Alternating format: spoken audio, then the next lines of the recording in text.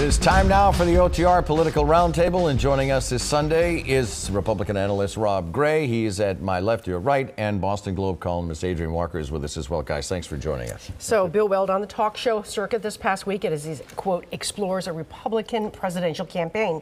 He's got a long list of pithy, sharp-edge attacks against President Trump. But will he be more than just a thorn in Trump's side, since most Republicans still back the president? No, Rob? Well, TBD. Most Republicans, yes, back the president, but there are major power centers in the Republican Party, namely significant fundraisers, who don't back the president. They are fueling Weld's run. The question is how much gas is going to be in that tank. I think, you know, he's out there now. Can he sustain it? Adrian?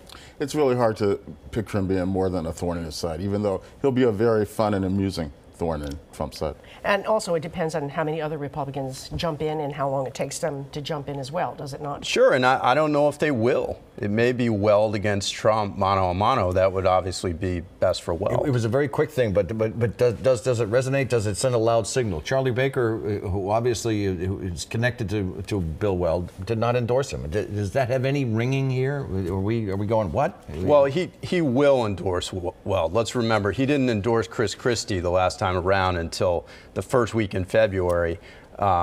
A year from now, okay, just before the New Hampshire primary. Of course, Chris Christie was out of the race about 2 weeks later, so it didn't last that long. So I think he will in time. Yeah, I also think he'll eventually endorse his mentor, Weld. I want to talk about an interesting fundraiser that was here in Boston this week. Former Attorney General Martha Coakley was one of the hosts for the Kamala Harris event.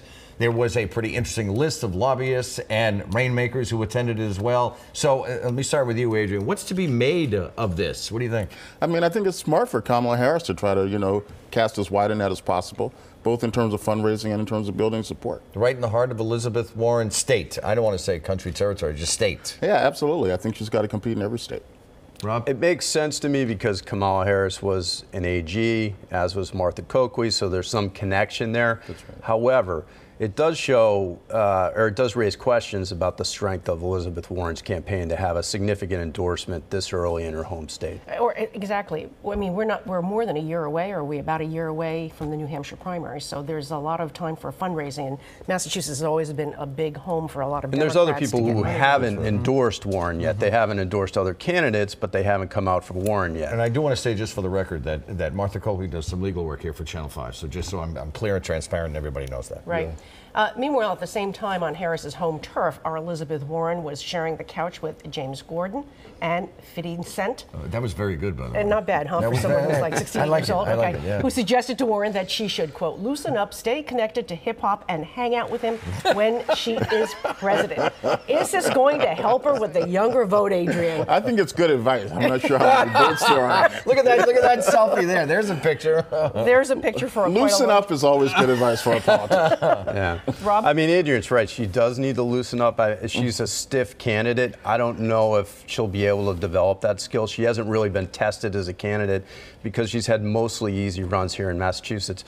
I would say this. I'm not sure reflected glory or reflected youth really work for candidates. I want to talk about the GE issue. GE is giving back nearly $90 million in incentives to the state now that it can't go through with its promise to build that big headquarters. Ideas are starting to surface on how to spend, I call it newfound money, but how to spend the money that's going to come back to the state. Rob, any suggestions? I have some very boring suggestions, which are put it in the rainy day fund, pay the unfunded pension obligations, or don't raise taxes. I'm for all of that instead of spending it. Adrian, some of it was supposed to go to education and workforce development. I think that's still a good destination for it. Do you both think that in the end GE is going to refund the money? I mean, do you think the money is actually going to come back to Massachusetts? They said they're going to. I assume the state won't allow them to slip out of this. Yeah, I think they will. They have other interests here. Their logo is still on the Celtics uniform. I noticed for that, instance, yeah. So I think they'll be good for it. Will it be on next season, though? That's my question.